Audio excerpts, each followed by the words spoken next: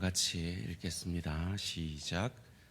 변덕쟁이 예수님, 이렇게 읽으셔야 됩니다. 다시 한번 읽어볼까요? 시작. 변덕쟁이 예수님. 말장난 같지만 사실은 깊은 의미가 있는 말씀을 제가 자주 드렸습니다. 한국 교회는 전도할 때 예수 믿으십시오, 복 받습니다 라고 전도했습니다. 참 옳은 말입니다.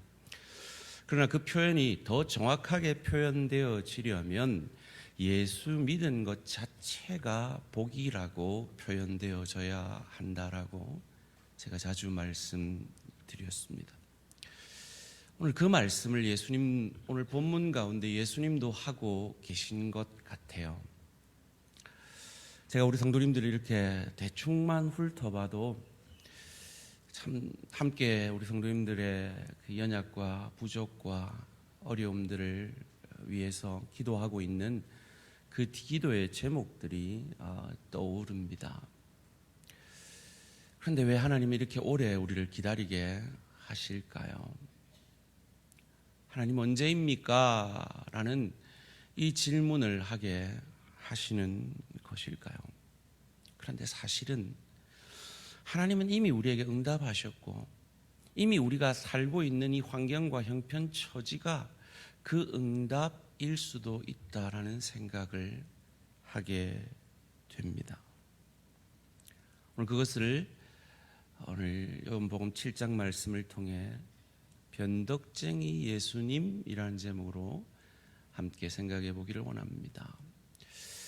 요즘 제가 이렇게 자꾸 질문을 드리는데 이 질문이 부담이 안 되셨으면 좋겠어요. 같은 고민과 생각 가운데 말씀을 좀 들으셨으면 좋겠다 싶어서 오늘도 세 가지 질문으로 먼저 말씀을 시작하고자 합니다. 첫 번째는 왜 예수님은 형제들에게 내 때가 이르지 않았다 하시며 초막절에 예루살렘 성전에 올라가지 않겠다 하시고는 그 마음을 바꾸어서 홀로 성전으로 가셨을까요? 그분은 정말 변덕쟁이이신 걸까요? 두 번째는 예수님이 말씀하신 때는 무엇을 말하며 이를 통해서 우리에게 어떤 교훈을 주시는 것일까요? 그리고 마지막으로 그렇다면 우리가 궁극적으로 날마다 바라보아야 할 시간은 무엇일까요? 라는 이 질문에 답해 보고자 합니다. 오늘 우리가 읽은 이 7장 말씀 전에 예수님은 여러 가지 표적을 통해서 자신이 영생을 주는 생명의 떡임을 말씀하셨습니다. 그런데 거기에 대한 반응이 영 시원찮아요. 요한복음 6장 60절 말씀입니다. 제자 중 여럿이 듣고 말하되 이 말씀은 어렵도다. 누가 들을 수 있느냐 한데 자기들은 그냥 자기 필요한 거, 자기 원하는 것만 주면 땡큐 감사합니다 이럴 것 같은데 왜 그렇게 복잡하게 너희가 지금 내한테 온 거는 먹고 배부른 까닭이지 내가 정말로 주려는 거를 너희는 이해 못한다 뭐 이런 식으로 말씀하십니까? 라는 것이죠. 그 결과가 6장 66절에 이렇게 나옵니다. 그때부터 그의 제자 중에서 많은 사람이 떠나가고 다시 그와 함께 다니지 아니하더라. 많은 사람들이 떠나갔습니다. 그것을 보고 예수님이 제자들을 향하여 묻죠. 너희도 나를 떠나려느냐?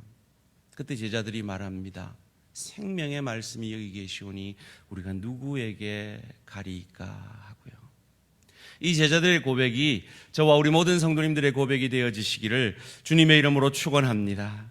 이런 맥락 속에서 오늘 우리가 읽은 7장이 시작됩니다. 첫 번째 질문이 뭐였는지 기억나십니까? 왜 예수님은 형제들이 물었을 때 내 때가 이르지 않았다 하시며 초막절에 예루살렘 성전에 올라가지 않겠다라고 하시고는 얼마 못 돼요 마음을 바꾸시고 홀로 성전으로 가신 것일까요?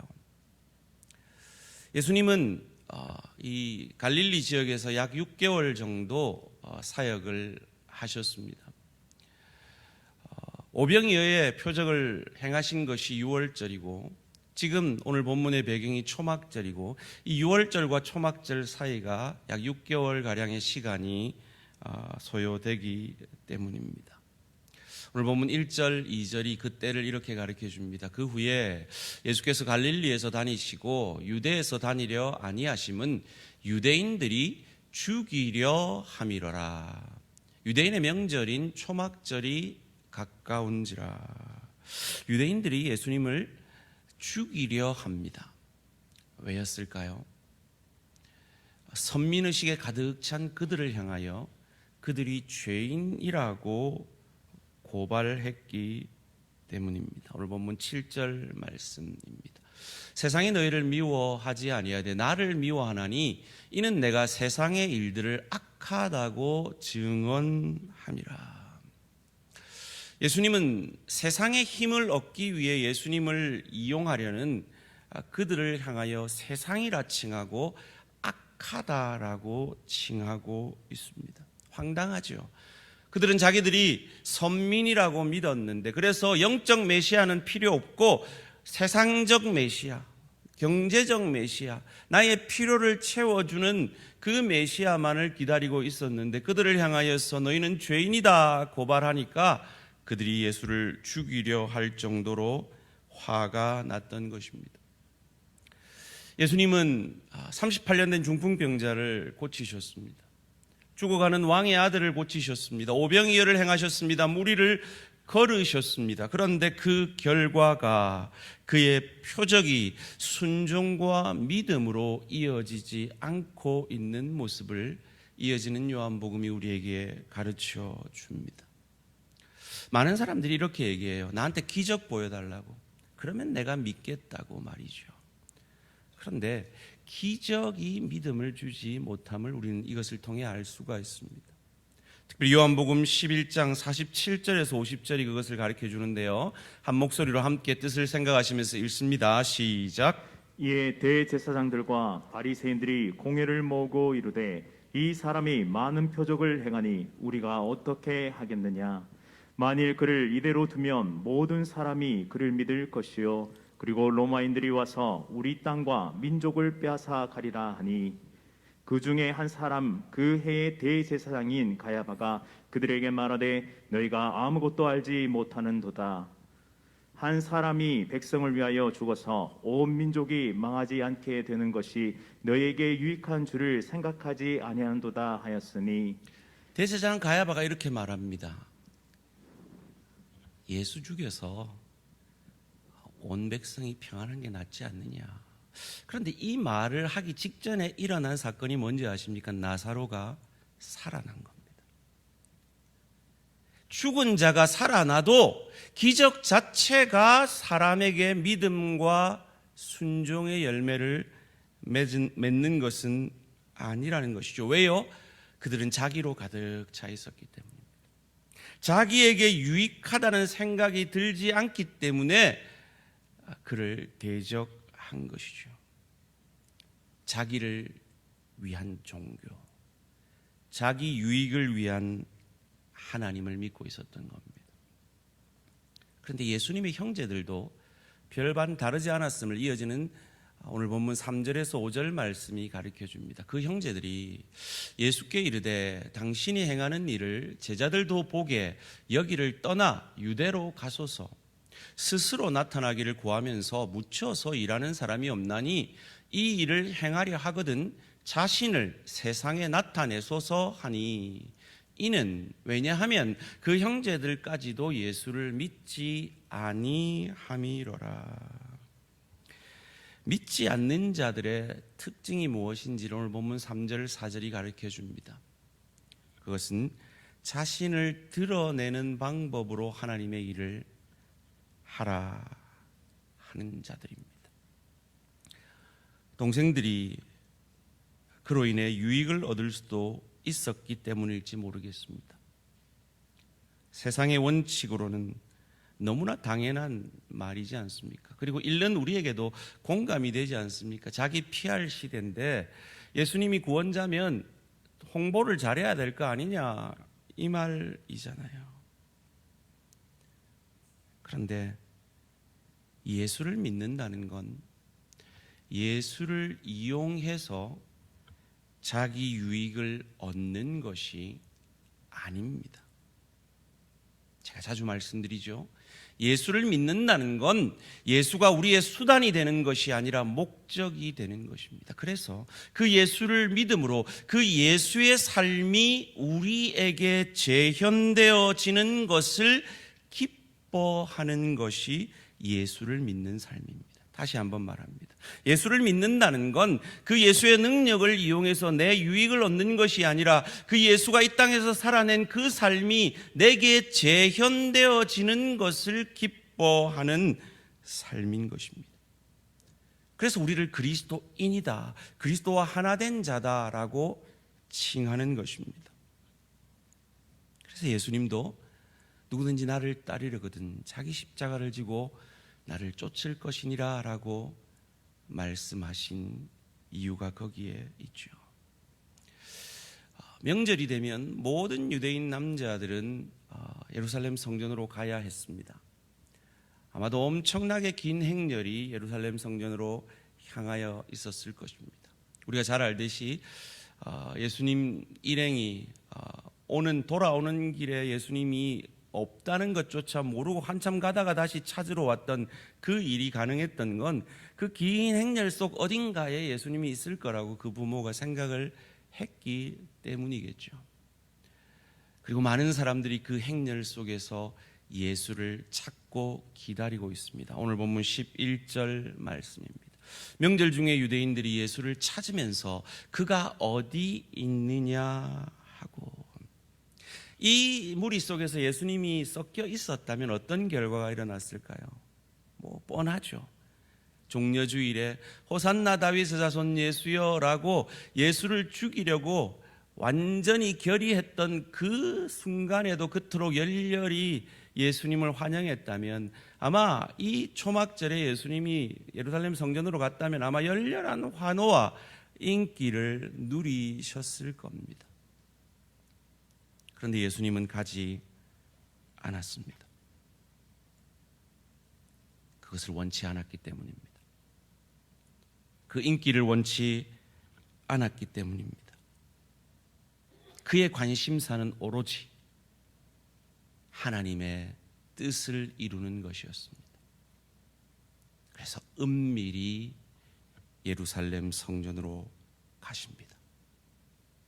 이것을 통해 예수님이 답하신 거죠. 나는 너희들이 기다리던 정치적 메시아가 아니다라고요.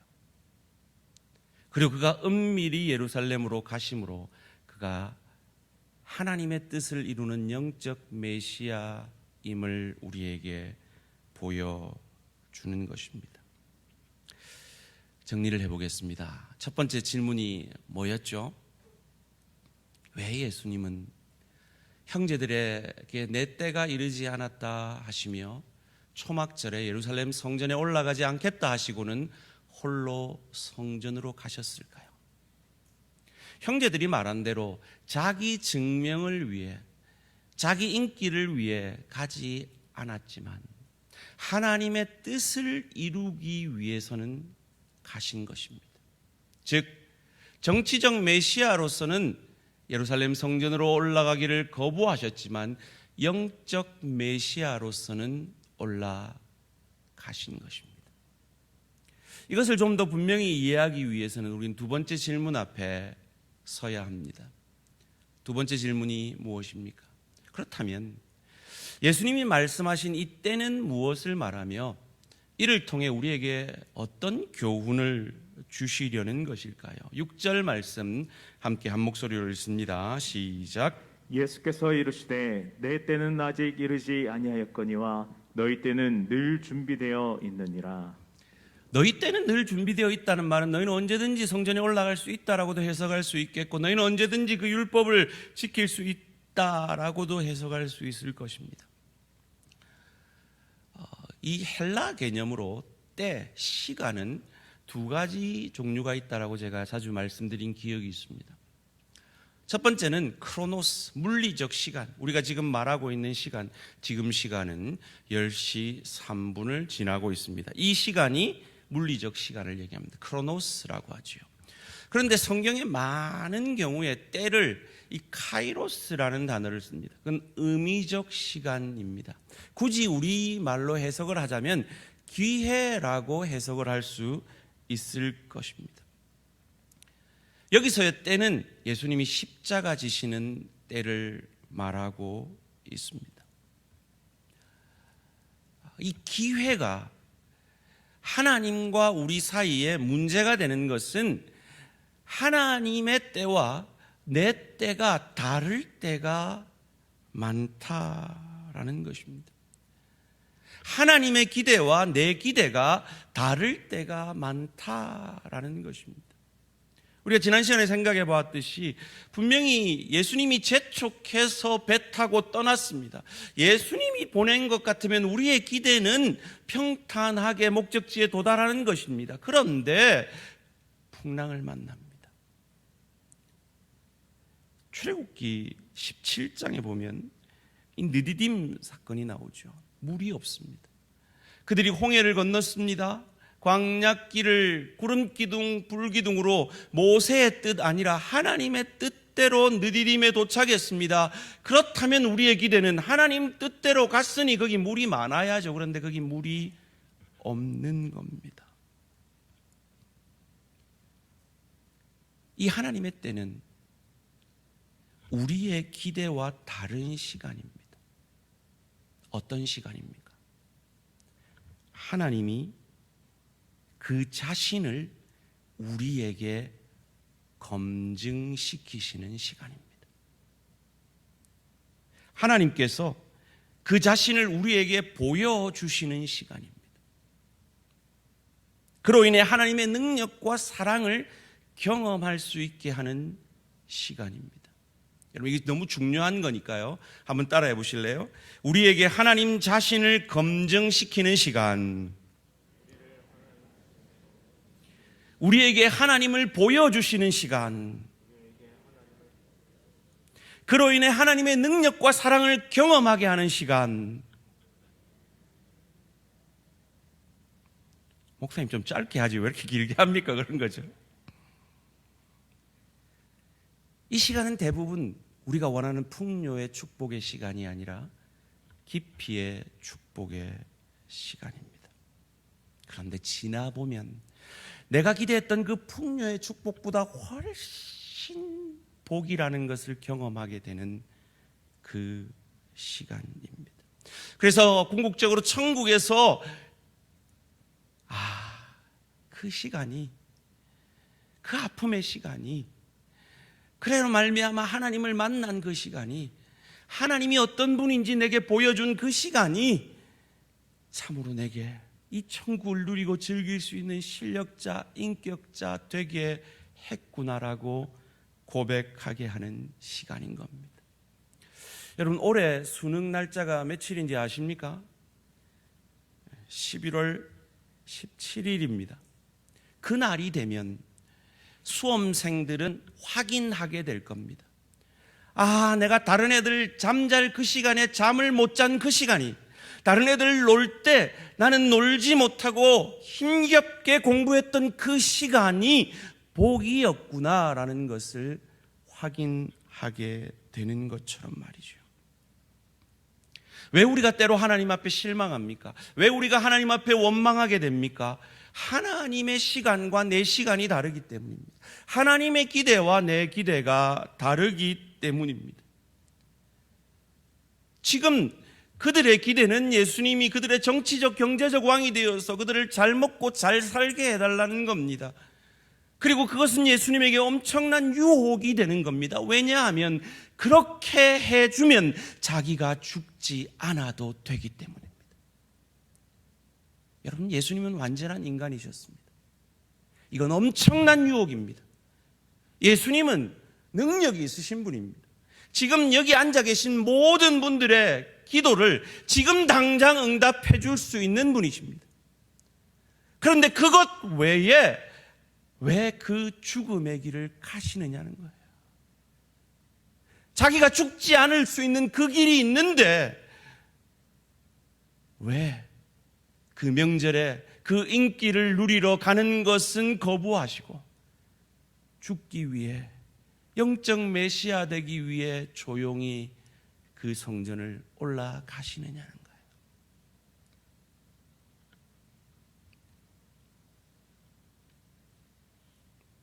여기서 우리는 세 번째 질문 앞에 서게 됩니다. 그렇다면 우리가 늘 바라보아야 할 시간은 무엇일까요?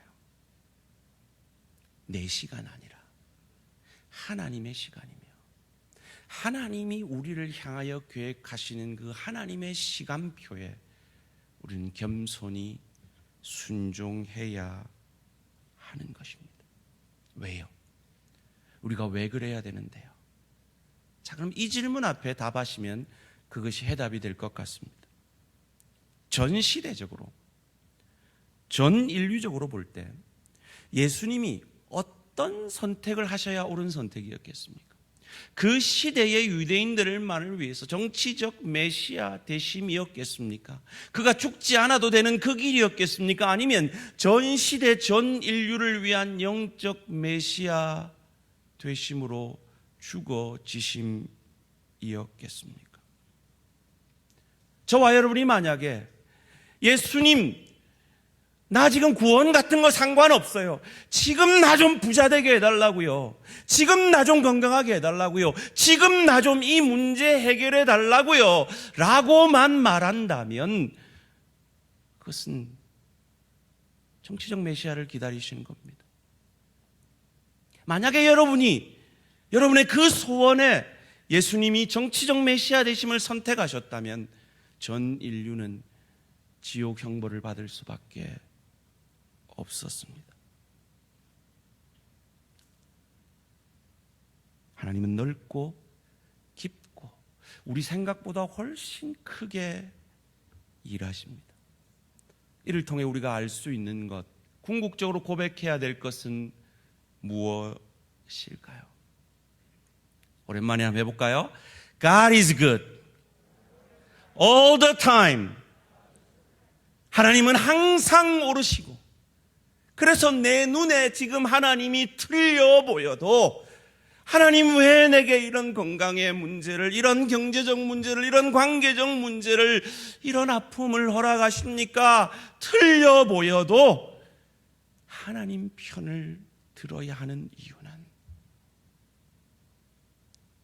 우리가 믿는 예수님이 나보다 더 나를 사랑하셔서 나를 위해 죽지 않아도 되는 정치적 메시아 되심을 선택한 것이 아니라 자신이 죽으셔야만 했던 영적 메시아 되어 주심으로 우리를 구원해 주셨기 때문입니다. 혹 저와 여러분이 유대인들처럼 자신의 죄에 대해서 심각하게 고민하지 않는다면, 그래서 내가 예수 믿고 구원받는 건 마치 당연하다고 생각된다면 그것은 큰 착각이십니다. 우리는 죽었던 죄인입니다. 우리 집사님 기도하신 대로 말이죠. 왜 유대인들이 예수님은 영적 메시아라고 하는데, 영원히 목마르지 않는 물이요 생명의 떡이라고 하는데 그들을 떠나갔습니까? 그런 메시아는 그들에게 필요하지 않다고 생각한 거죠. 왜요? 그들은 이미 선민이라고 믿었기 때문입니다. 그런 그들에게 예수님이 오늘 본문 7절에서 다시 한번 가르쳐 주십니다. 세상이 너희를 미워하지 아니하되 나를 미워하나니 이는 내가 세상의 일들을 악하다고 증언함이라. 왜 예수님이 우리를 정죄하실까요? 우리가 미워서 그럴까요? 세상이 밉기 때문일까요? 아니요. 그래야 구원함을 받을 수 있기 때문입니다. 유대인들도 율법 앞에서, 이방인들도 양심의 법 앞에서 오실 메시아 아니면, 그 구원자 아니면 영원 형벌을 받을 수밖에 없는 그 현실 가운데 있기에, 그들에게 당장 떡을 주고 그들에게 당장 필요를 채워줄 수 있는 그분이, 그것으로는 그들의 근본적인 죄의 문제가 해결되어지지 않는 것을 알고 있기에 자기가 죽어지는 영적 메시아로서 조용히 예루살렘으로 입성하신 것입니다. 그런 예수님의 마음을 모른 채 인간들은 끊임없이 외칩니다. 왜 내가 원하는 것 안 해주냐고요. 마치 아라비안 나이트에 나오는 지니처럼 내 소원을 이루어 달라라고, 나를 시중 들라라고 요구합니다. 예수님은 그것을 거절하셔서 그를 환호할 줄 알면서도 함께 초막절에 예루살렘 성전에 올라가는 건 거절하셨습니다. 그런데 자신을 죽임으로 인류를 살리려는 하나님의 뜻에는 순종하심으로 조용히 예루살렘 성전으로 올라가신 것입니다. 요한복음 6장 38절 39절 함께 읽습니다. 시작. 내가 하늘에서 내려온 것은 내 뜻을 행하려 함이 아니요 나를 보내신 이의 뜻을 행하려 함이니라. 나를 보내신 이의 뜻은 내게 주신 자 중에 내가 하나도 잃어버리지 아니하고 마지막 날에 다시 살리는 이것이니라. 이 아버지의 뜻을 이루기 위해 자기가 죽지 않아도 되는 정치적 메시아의 유혹을 이기시고 자기가 죽어야 하는 영적 메시아의 길을 우리를 위해 걸어가신 것입니다. 저는 새벽마다 우리 성도님들의 건강을 위해, 물질적 채워주심을 위해, 관계의 회복을 위해, 우리 성도님들이 영혼이 잘됨 같이 범사가 잘되고 강건하기 위해 기도합니다. 마치 사도 요한이 그러했듯이 말이죠. 그런데 그 성경의 말씀은 예수 믿으면 복 받는다, 무조건 풍요의 축복을 받는다 라는 약속이 아니라 사랑하는 성도들을 향해 목회자가 하나님 앞에 올려드리는 기도의 제목인 것입니다. 그런데 목회자가 성도들을 사랑하는 것보다 하나님은 100만 배 더 우리 성도들을 사랑하셔서 목회자는 풍요의 축복만을 구하고 있는데 하나님은 우리 성도들에게 풍요의 축복뿐만 아니라 깊이의 축복으로 역사하고 계심을 믿으시기를 주님의 이름으로 축원합니다. 그 증거가 무엇입니까? 자기 아들을 아끼지 아니하고 우리에게 내어주신 것 아닙니까? 더 무엇이 필요하겠습니까? 자기가 안 죽을 수 있었어요. 우리 소원 들어주기만 하면 안 죽을 수 있었습니다. 내가 원하는 것만 가지면 죽지 않으셔도 됐단 말이에요. 그런데 자기가 죽음의 길을 가면서까지 우리에게 주시려고 했던 그 축복, 아직 이 자리에 그 축복을 받지 못한 내 사랑하는 가족들이 있다면 그 예수를 나의 주로 고백하고 예수 믿고 구원받고 오늘 죽어도 천국에서 눈뜨며 이 땅의 삶이 그저 이 땅을 잘 먹고 잘 사는 것이 아니라 저 천국을 누리고 즐길 수 있는 실력자로, 인격자로 준비되어져 가는 영광스러운 삶인 것을 믿으시기를 주님의 이름으로 축원합니다. 하나님이 우리가 원하는 비 못 내려주시겠습니까? 내려주실 수 있습니다. 주님은 그 비를 준비하고 계십니다. 그런데 그 비만 우리에게 주시는 것이 아니라 그 비를 내리시는 분이 하나님이시고, 그 배를 내리지 않을 때도 하나님은 일하고 계시고 우리를 빚어가고 계시고 우리를 저 천국을 누리고 즐길 수 있는 실력자로, 인격자로 하늘 축복을 내리고 계심을 알게 하기 위해 때로 그 비를